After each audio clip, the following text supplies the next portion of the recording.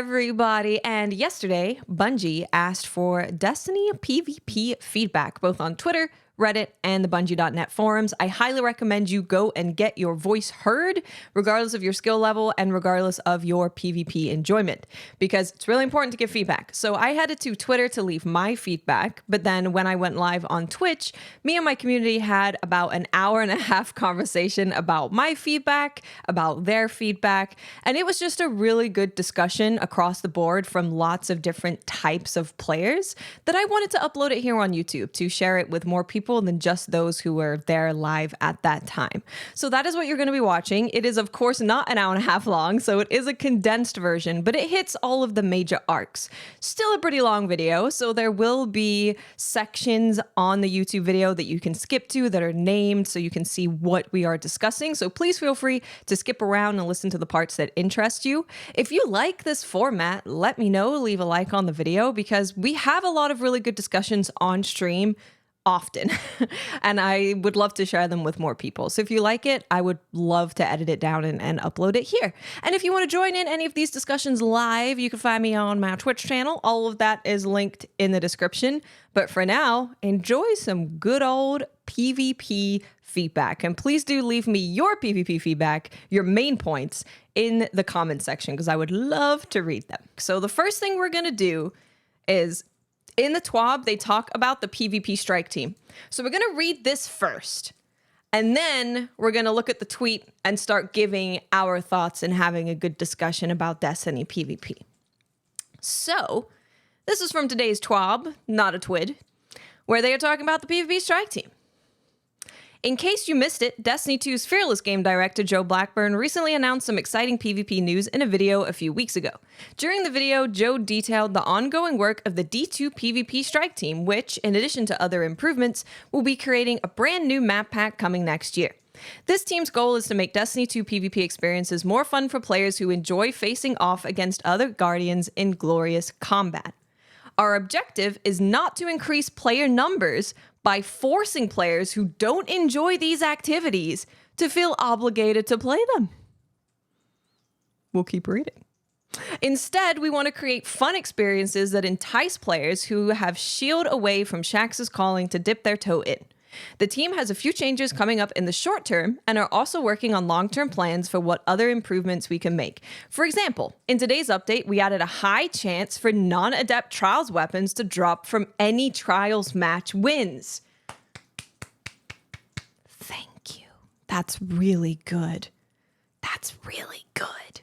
The fact that you can just go into Trials now, and if you win, you may just get Trials weapons. So you don't have to go flawless. You're not limited to like one drop per week. You can just play, win a match, and get weapon drops. Really good. Our PvP Strike team wants your input too. We've collected a lot of feedback so far, and we wanted to give you all another opportunity to share your freshest ideas on how you would like to see PvP continue to improve.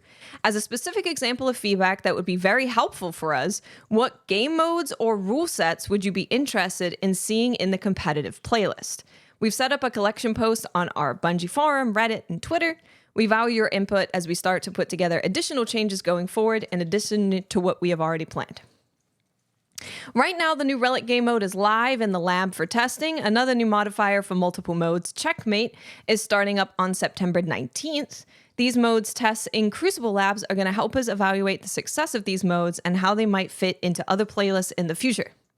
Speaking of other playlists, one thing we are currently working on is a complete restructuring of our current playlists to create clearer identities and purposes for each playlist.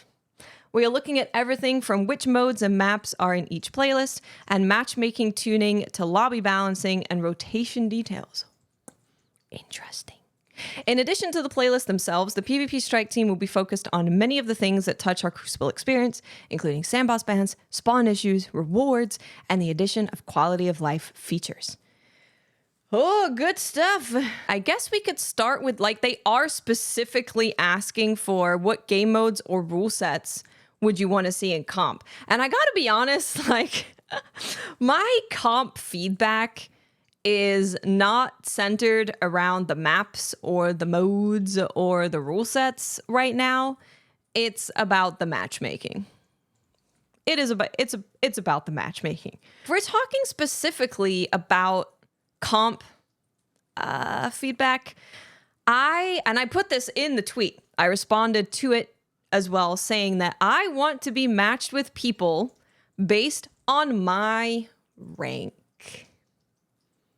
And until that happens, I don't have a lot of interest in playing the comp playlist, because, and my feedback was exactly this, that we have 10 placement matches to place us in a rank. If you want to use some type of like SBMM or MMR matchmaking for that, so they try and like put you in a match that makes sense, I think that's fine. But after you complete your 10 placement matches, it should place you into a rank that they think you belong in based on your placement matches, and then purely match based on rank. I do not want to be placed in gold and then play ascendant players the entire climb.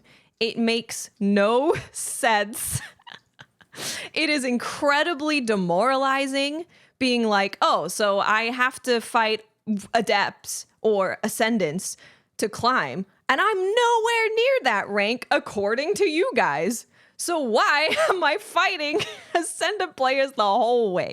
It makes no sense. So until they change that, I don't really have a lot of thoughts on what modes or rule sets or whatever I would like to see in comp, because I think fundamentally as a foundation, comp needs to make more sense in order to play it. When I play League of Legends rank, right, which I know is a different game, but I think it works pretty well. I am not like in gold playing challenger players. That would never happen. It would never happen. And Overwatch initially was doing something like this. And Apex right now is doing something like this, where you have diamond players who are matched with a silver player. The diamond player's like, why the hell do I have a silver player on my team? And the silver player is like, why the hell am I in diamond lobbies? It doesn't feel good for anyone involved when you are having people play outside of their rank. If there's no players in queue with your rank, then you just look for the closest rank. This is why they have tiers, right? There's like gold 1, gold 2, gold 3, gold 4, silver 1, silver 2, silver 3, silver 4. So if you're gold 1, whichever direction it goes, you can play against silver 5s or silver 1s, or, you know, you can play around the tiers that are near your tier. So it gives you quite a lot of wiggle room. Because like sometimes if you're playing League of Legends ranked, for example, you will get to, say, the top of silver. As you go towards the top of silver, you're going to start playing gold players. As you get towards the lower side of silver, you're going to start playing bronze players. So yeah, I think we really need to have ranked matchmaking. We really do. I think we still have the situation going on where people are winning 5 games and then losing 1 and losing all of their progress. That's crazy. And I know that Joe said in his video that they were going to change that. So I assume that is a thing that has not happened yet, and they plan on changing it later. But yeah. But of course, like, you need to get more people playing comp in order for any of this to work, for any matchmaking to work in comp, right? Which in order to do that, you want to maybe add some more rewards. Maybe you add an armor ornament set or a gun ornament. But I think foundationally, if you make it to where players are matching within their rank, if they win, they are gaining more points than when they lose. You could even just make it to where gain 50 points when win, lose 30 points when lose, right? You could just make it super duper simple. And that way I can predict how I'm gonna climb or declimb, unclimb. I'll be able to predict it. The other feedback that I gave them, I guess we could just read it. So I said that skill-based matchmaking plus fire team-based matchmaking just feels bad. I'd love to see what fire team-based matchmaking would feel like with just outlier protection, and I can delve into that a bit more in case you guys don't know my thoughts on outlier protection. To me, outlier protection is protecting the very bottom from really anyone much above them, right? Like maybe they can play the very low average, but they shouldn't even be playing the kind of middle of the road average player. They really should be kind of separated and not have to be higher, much higher than they are. So that's what I mean by outlier protection. I would like to, before they go just like scrapping everything, I think it would make sense to try some stuff out first. So if you had fireteam-based matchmaking with outlier protection, I would be interested to see how that goes. And before anyone yells at me and says, you just want to stomp people, no. The reason I do not want to just stomp people all the time. It's not why I want SBMM to be extremely loosed with just outlier protection or no other SBMM at all. It's because I enjoy PvP for the variety in my gaming experience, right? Like when I go and play a strike, sure, I can use different armor, I can use different weapons, but it's pretty much the same. In PvP, I like that I can be on the same map, but people are going to play that map differently. They're going to be using different weapons. They're going to be using different classes, subclasses. Like the variety is what makes it fun. And then you also have games where I'm going to get stomped, games where I'm going to stomp, super close games. And I like all of those experiences, but I don't like it when I load into a match. I know exactly how they're going to play. I know what armor they're going to be using. I know what weapons they're going to be using. And it's always super, super, super close. I enjoy those close games. But when I do it all the time, it gets exhausting. I enjoy getting stomped now and then because I can maybe learn from those people. Like I've seen people do cool stuff, right? I've seen people do cool stuff with Strand, or they did a cool thing on Arc Hunter, and I'm like, oh, shit. I might have to try that out. And then sometimes I want to stomp because it's like, oh, man, I had a really good game. I did some cool stuff that game. That felt cool. And I think in shooters, popping off and feeling cool is kind of important. But I don't want to do any of those things all the time. If I stomp all the time, it's boring. If I get stomped all the time, it's boring. If it's super close all the time, it's exhausting. So that is why I think that, and I've always said this, I think that harsh SBMM cuts down the variety that you experience in PvP. And the fun part about PvP is the variety. So that's what I mean by that. My next point of feedback was bubble/well in PvP need tuning. I mean, we have Fortress right now for Iron Banner. Both of those are really good in Iron Banner. We have Trials of Osiris, Dominion, which is all about capturing a point. All of these things are so good for bubble and well that I think they just need to do a bit of tuning in PvP specifically. Like make it take longer to get a bubble or a well in PvP. You don't need to touch it in PvE for that. More ways to counter them is good. Yeah, like everyone was just like, just use this raid shotgun. It's easy. And I'm like, what if they don't have the raid shotgun? Just use stasis. PvP is free. There are people that do not own stasis, my friend. There are people in Crucible right now that do not own stasis. So, yeah, increase the charge rate or give us more things to counter them or put in a freaking mod that I can put on my gun that makes me do 800 times more damage to them. I don't know, something. Something. Especially in trials when you are on like that limited time, right? Where you have a limited amount of time to pop that bubble or get rid of that well. Otherwise, they're going to capture the point. It feels really bad when you don't have anything to counter it. You know, it just feels bad. You're like, well, I guess we lose this round. My next point of feedback was aerial effectiveness.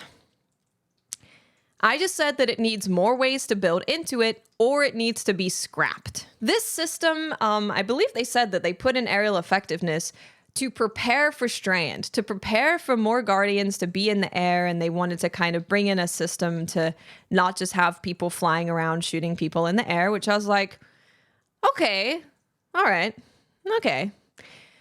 But they added it, and then they haven't really done anything to the AE system. Like, they brought it in, And everyone was like, whoa, this is a little too much. This is a little too crazy. And then they kind of changed it a little bit and they added some exotics that have aerial effectiveness on them. They made it to where like Icarus mod adds more aerial effectiveness. They added some stuff, but they haven't done like a lot so that you can build into it. So for example, if you're using an exotic weapon, right, you can't put an Icarus mod on that thing.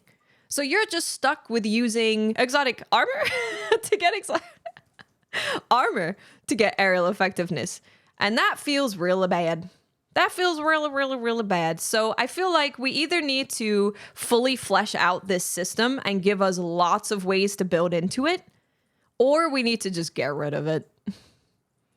Because they introduced it because they were preparing to bring in Strand and expected a lot more players to be in the air. And then they also introduced it to narrow the skill gap. I don't think we need it.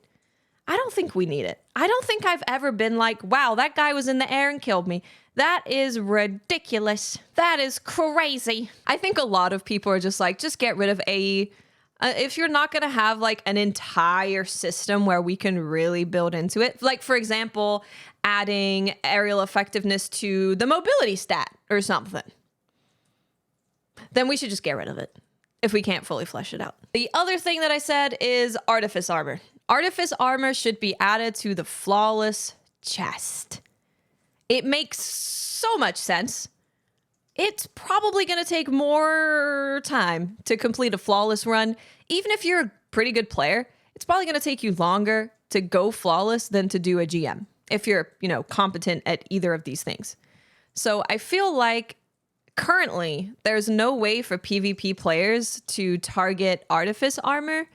And I get that they're like, well, go play PvE, but always being like the PvP players have to play PvE, but never being like the PvE players have to play PvP. And I got to say, I don't think you should do either of those. I don't think you should force people to play either, to be honest. I feel like you should flesh it out to where you can kind of enjoy whichever section of Destiny you enjoy to get the things that you want. Farming freaking dungeon bosses is so much faster than going Flawless. So just give us Artifice Armor, the Flawless chest. Come on. We had the same issue with the endgame mats previous to that. Yeah, so previously, you didn't really get anything for going Flawless besides the Adept weapon, right? And then slowly we've gotten like the golf ball, we've got a memento, and it's just, these things just make sense to add to going Flawless. It is a big time investment for anyone to go Flawless, and I think that when a player finally reaches that, they should be able to be rewarded for that. It takes me 8 to 10 hours any trials weekend just to get a 7-win card. Well, this is why I want more rewards in something like trials. I can't remember who said it. I just saw it on Twitter earlier. But they said that they would like it to where if a player resets their trials rank, that they get an adept weapon on their first reset. And I was like, I'd be okay with that. I'd be okay with that personally, because that is a lot of investment. I think it's really about like time investment for me. And like if a player is investing a ton of time into trials, giving them an adept weapon for just like resetting their rank and reaching the max rank, I don't think is unreasonable. I don't think that's a bad thing. I really don't think that's bad. They get one adept weapon for resetting a whole goddamn trials rank. Like, I feel like that's fine. And we've also said plenty of times here, right, where we would really like it if people could get more rewards for getting a 7-win card. But I think in order to do this, you got to get the balance right.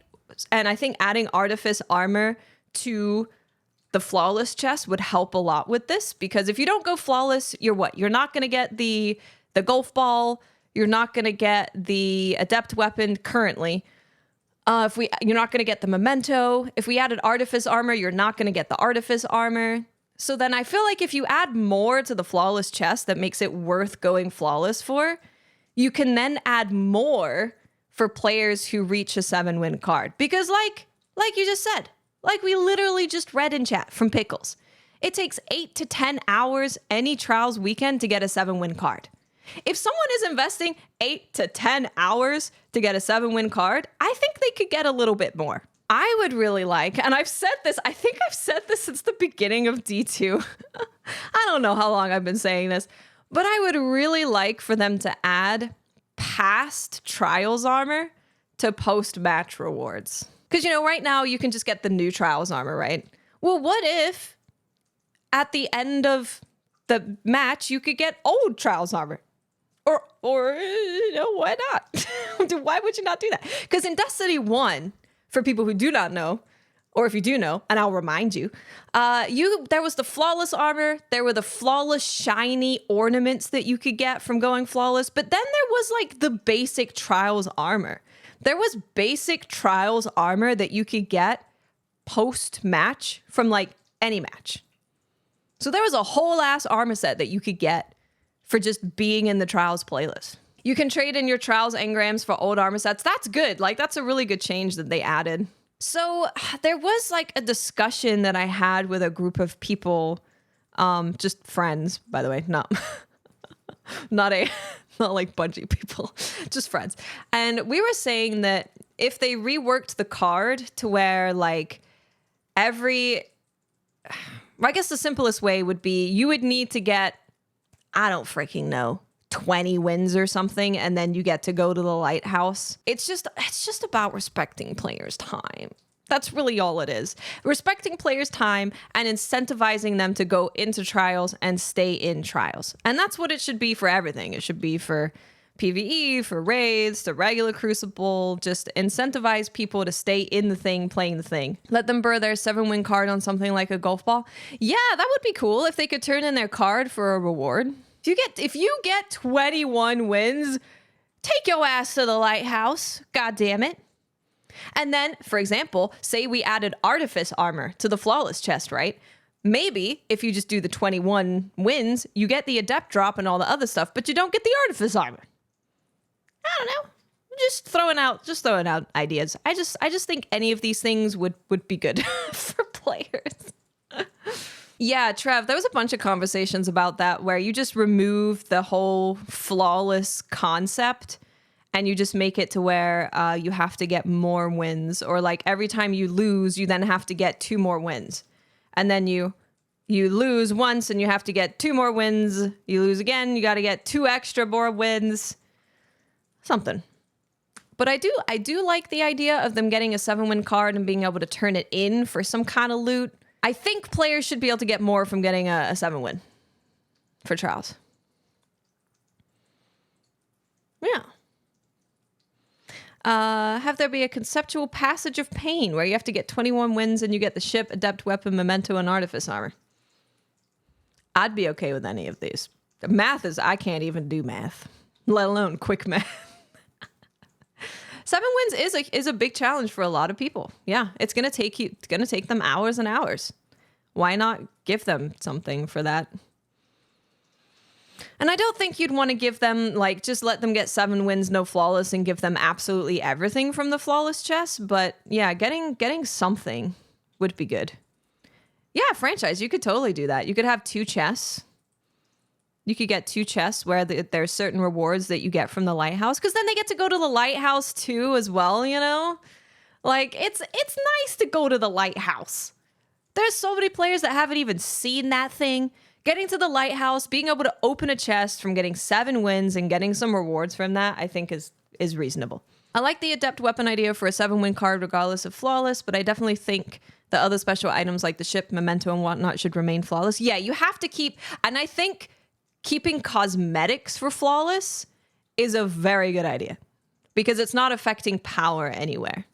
So if you're like, you can get X amount of wins, whatever we decide that is, whether it's 7, whether it's 20, whether it's 80, and you can get an adept weapon, but you're not going to be able to get the flawless shader or the ship or the sparrow or whatever.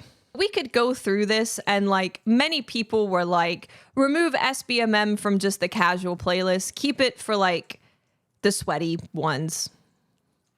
Pretty much everyone was saying that. Connection-based matchmaking, revert AE.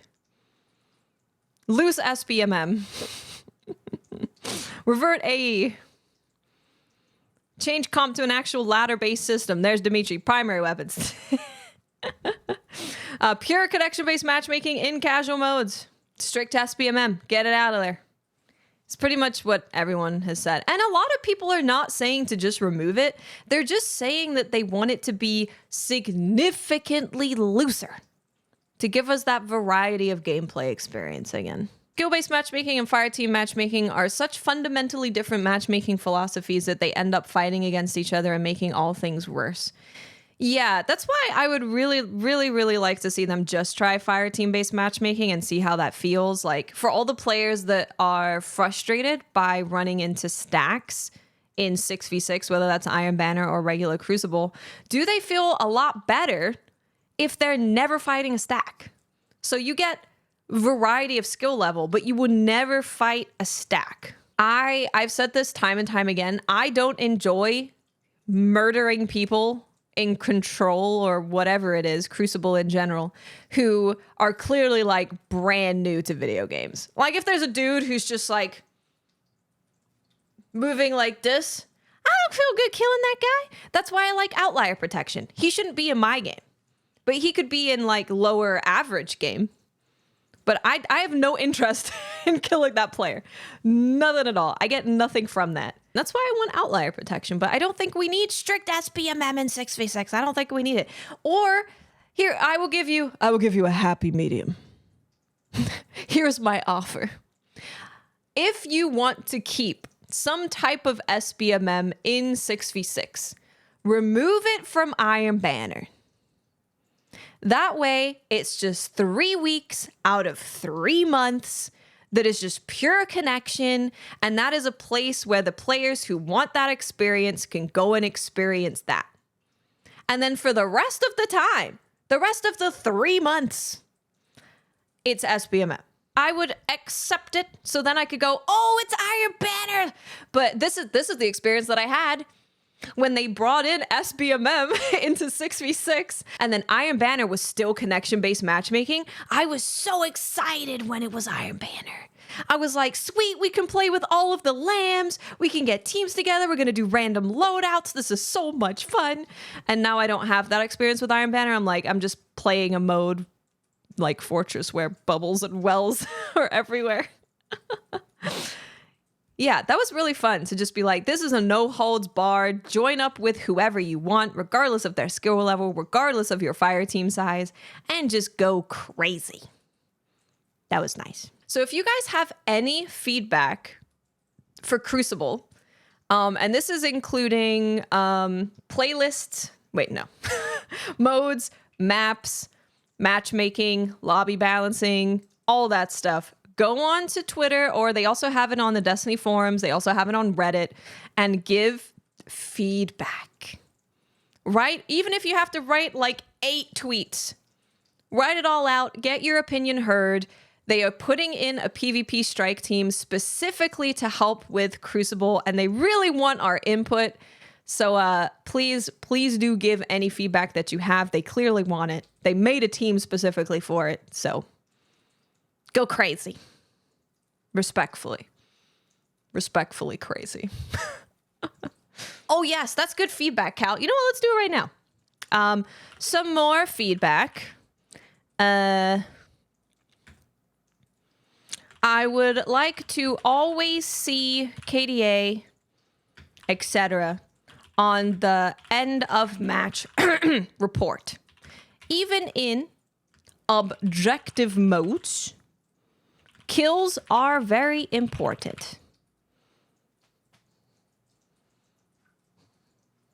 Played Fallout and Gambit. Honestly, SBMM and Gambit is even worse. It gets unplayable at a certain point where you literally can't invade because they know exactly where you're going to be. Even though kills are very important in order to secure those objectives. So having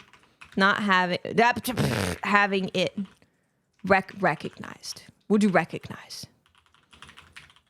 Well, I can't type. Listen, my keyboard's far away. Don't yell at me. Feels bad. KDA is always important. Like when you watch a competitive game, right? when I was watching Halo back in the day, or Call of Duty, you had objective players and you had slayers. They were like distinct roles that people would take when they were playing competitive matches against other people. Because it is important to have slayers to kill the people so you can take the objective. It's going to be a lot harder to take objective when all enemies are alive. So, yeah, sometimes a player just like, so for example, it's Fortress, right? When that big middle freaking zone comes up and you hold it for maximum points, if a player can go near the enemy spawn and keep them at bay to not let them near the objective, that is still playing the objective. That is still an important role for your team winning that game. I don't know why we think that like killing enemies is not an important role. It's very important. It's very important. So you remember Rift in D1, right? Rift in D1 tracked a lot of stats. You would get points for getting kills near the runner. You would get points for getting kills near the dunk spot. Like, they tracked all of that stuff because it was all important. So yeah, if you were just you weren't the person that picked up the spark, but you were the person that ran along and like kept the spark carrier safe, you'd get points for that. And it would show up on the end of match results. Remember when we kept asking them to show us the data on how many more people were playing PvP with the SBMM changes? Their current course correction and the strike team is our answer. That's what I'm thinking, Cal. So for context, I'll just say it again in case you missed it because I'm just rambling.